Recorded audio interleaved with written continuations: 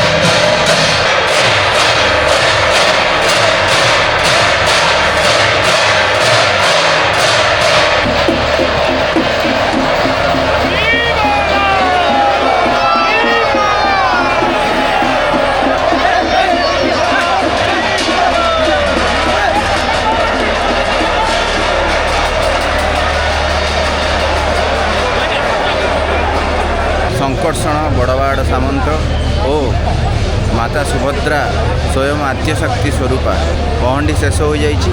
ଯେହେତୁ ଏଇଟା ଗୋଟି ପହଣ୍ଡି, ତେବେ ବଳଭଦ୍ର ଆଉ ସୁଭଦ୍ରା ତାଙ୍କର ପହଣ୍ଡି ଶେଷ ପରେ ଏବେ ଶେଷରେ ଆରମ୍ଭ ହେବ ଜଗନ୍ନାଥଙ୍କର ପହଣ୍ଡି। ଏବେ ମୋର ଘଣ୍ଟ ଶବ୍ଦ ଶୁଣିପାରୁଥିବେ। ଏବେ ବର୍ତ୍ତମାନ ଗୁଣ୍ଡିଚା ମନ୍ଦିର ଭିତରେ ଆଡ଼ପ ମଣ୍ଡପରେ ସେଇ ଘଣ୍ଟ ଶବ୍ଦଟି ହିଁ ହେଉଛି।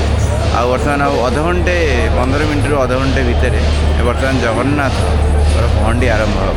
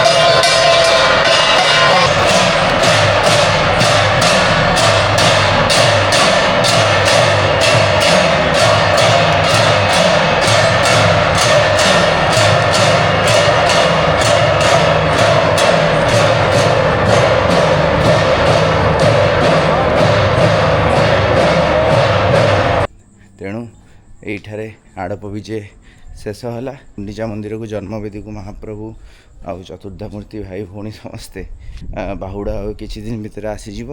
ଆଉ ପୁଣି ବାହୁଡ଼ା ଯାତ୍ରା ଆରମ୍ଭ ହୋଇଯିବ। ତେଣୁ ଏତିକିରେ ମୋର ବ୍ଲଗ୍ ଶେଷ ହେଲା। ଲାଇକ୍ ସେୟାର ସବସ୍କ୍ରାଇବ୍ କରିବାକୁ ଭୁଲନ୍ତୁ ନାହିଁ। ଆଉ ଇନଷ୍ଟାଗ୍ରାମରେ ମଧ୍ୟ ଫଲୋ କରନ୍ତୁ। ରହିଲି। ଜୟ ଶ୍ରୀ ଜଗନ୍ନାଥ।